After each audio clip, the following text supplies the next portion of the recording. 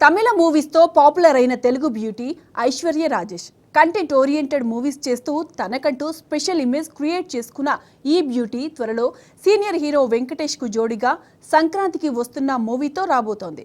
అయితే ఫిల్మీ బ్యాక్గ్రౌండ్ నుంచి వచ్చిన కెరియర్ స్టార్టింగ్ లో ఎన్నో విమర్శలు ఫేస్ చేసినట్లు రివీల్ చేసింది ఐశ్వర్య. ఆ ఇంట్రెస్టింగ్ డీటెయిల్స్ మీకోసం టేక్ ఏ లుక్. సహజ నటిగా గుర్తింపు తెచ్చుకుంది ఐశ్వర్య రాజేష్. తాను ఎంచుకున్న పాత్రల వల్లనో లేక తన ఆన్ స్క్రీన్ లుక్స్ వల్లనో గానీ ఆమెకు కేవలం హోమ్లీ పాత్రలే వస్తున్నాయి. తమిళ్లో ఇమేజ్ తెచ్చుకున్న ఈ అమ్మడు తెలుగులో పెద్దగా క్లిక్ అవ్వలేదు.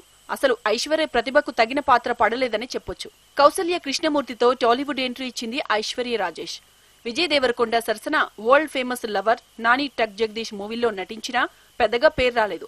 సినిమా ఛాన్సులు అయితే వస్తున్నాయి గానీ స్టార్ రేంజ్ సక్సెస్ అందుకోలేకపోతోంది. అయినా సరే తెలుగులో తనకు ఎలాంటి ఛాన్స్ వచ్చినా కాదనకుండా చేస్తోంది.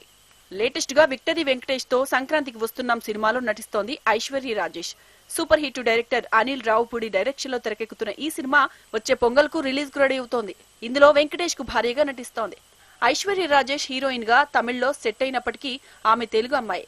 ఆమె తండ్రి దివంగత రాజేష్ కూడా పలు సినిమాల్లో నటించారు. హీరోగా కూడా ఒక 2 సినిమాలు చేశారు.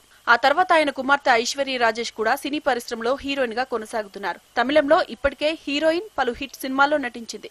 టీవీ యాంకర్ గా కెరియర్ ప్రారంభించిన ఐశ్వర్య రాజేష్ అవల్గురం వీరిగళం అనే తమిళ చిత్రంతో సినీ రంగం ప్రవేశం చేసింది.